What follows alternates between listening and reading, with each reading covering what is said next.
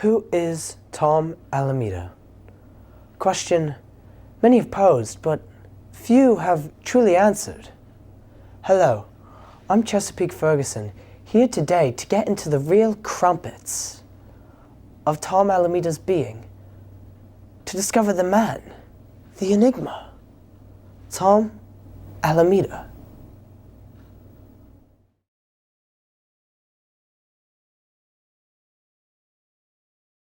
How does one understand a man of such prowess like Tom Alameda?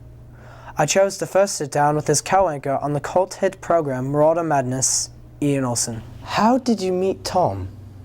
Last year, it's about last block-ish, I walked into my television production class, sat down, and this kid in a Syracuse sweatshirt sat down next to me, and it turned out that was Tom, and then I met him. What was your first impression of him, and what is your impression of him now?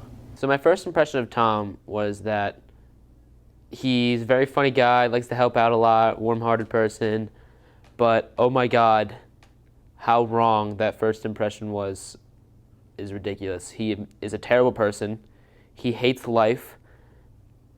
Not like his life, he's obsessed with himself, but he hates the life around him. And yeah, he talks a lot. He had been talkative since his, wannabe model days in kindergarten, and yet I felt there had to be more. I put together an interview with Tom's close childhood friend, Cormac McFurthington. So you have known Tom for nearly his entire life? Well, yes, since he and I first began. Began what? Transcribing an organic and original thought through a medium for the overall enrichment and continuity of man's progress on this planet Earth. You mean writing?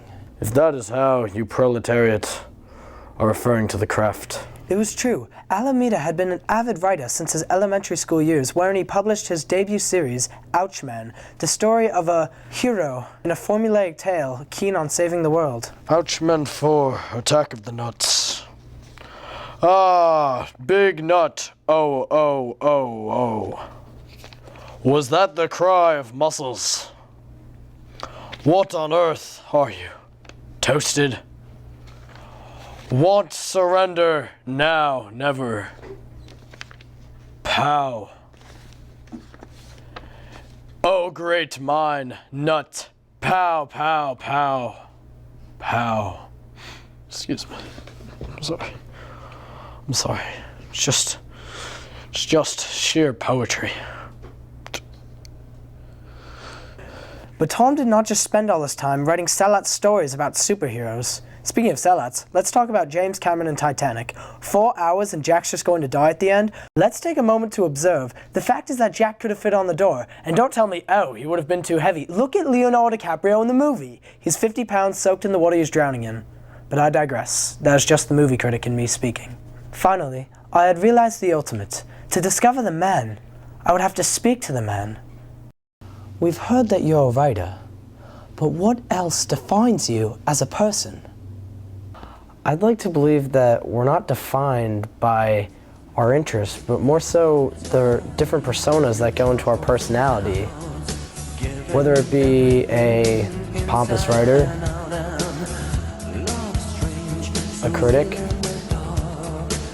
a dirty ginger. Well, actually, never mind about that one. Or an educated Brit. That's what I think could define me as a person.